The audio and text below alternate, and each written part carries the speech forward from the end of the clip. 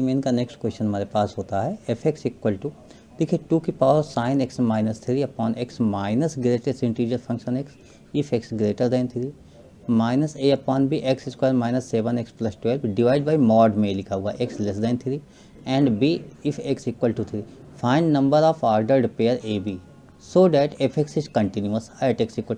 देखिए f x continuous है तो इसका मतलब हुआ left hand limit and right hand limit and function at point 3, ये तीनों इक्वल होने चाहिए। अब हम यहाँ लेफ्ट हैंड लिमिट अगर निकाल लें तो लेफ्ट हैंड लिमिट आपके पास क्या दिख रहा है, देखिए left hand limit less than 3 ये हो गया। तो हम यहाँ देखते हैं कि माइनस ए अपॉन बी इस तरीके से लिखा गया, तो हम तो ऐसे लिख सकते हैं ना, limit x tending to 3 minus this f x. तो इसको जब आप सॉल्व करोगे minus A upon B x square minus 7x plus 12 divided by mod of x square minus 7x plus 12 this mod में है। तो देखिए x जब लेस दैन 3 होगा तो ये ऑलरेडी पॉजिटिव हो जाएगा दिस, और ये पॉजिटिव हो जाएगा तो इसका मतलब ये दोनों कैंसिल आउट हो जाएगा। तो यहाँ पर लेफ्ट हैंड लिमिट जो आपके पास मिल रही है वो equal to minus A upon B है। इसी तरीके से जब आप राइट हैंड लिमिट निकालोगे then limit x tending to 3 plus f x ये आपको बताया गया है, और 3 प्लस मोर देन 3 प्लस ये होगा मीन लिमिट। इस केस में यहाँ पर लिमिट आप लिख सकते हो, लिखना चाहो तो लिख दो limit x tending to 3 minus, लेकिन उसका कोई बहुत फ़ायदा नहीं है इसलिए कि आप लोग जेई की तैयारी कर रहे हो।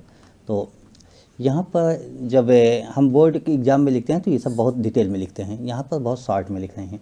2 की पावर, देखिए यहाँ पर साइन x माइनस 3 गिवन है upon x minus greatest integer function x minus greatest integer function x, ये फ्रैक्शनल पार्ट ऑफ फंक्शन होता है। तो यहाँ पर साइन x अपॉन एक्स तो 1 होता है, लेकिन ये इस तरीके से गिवन है, फ्रैक्शनल फंक्शन गिवन है। तो यहाँ पर क्या हो जाएगा इसको आपको ध्यान देना होगा। जब आप इसको सॉल्व करोगे फ्रैक्शनल पार्ट, तो फ्रैक्शनल पार्ट लिखोगे, उसके बाद x माइनस एच लिखा गया है, x की वैल्यू 3 प्लस एच लिखोगे एच टेंडिंग टू 0। जब इसको सॉल्व करोगे तो ये 2 की पावर 1 आ जाएगा, मीन 2 आ जाएगा।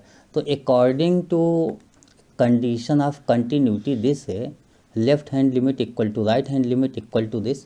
तो आप ये लिखोगे लेफ्ट हैंड लिमिट, आपने देखा कि आपके पास माइनस ए अपॉन बी है, राइट हैंड लिमिट आपके पास 2 दी पावर 1 है, equal to f value of function at x equal to 3, ये आपके पास बी है। तो ये मैंने बी नोट कर लिया। अब यहाँ से अगर मैं इसको सॉल्व करता हूँ तो आप लोग क्या देखते हो कि b इक्वल टू 2 आ गया, डायरेक्ट b इक्वल टू 2 आ गया।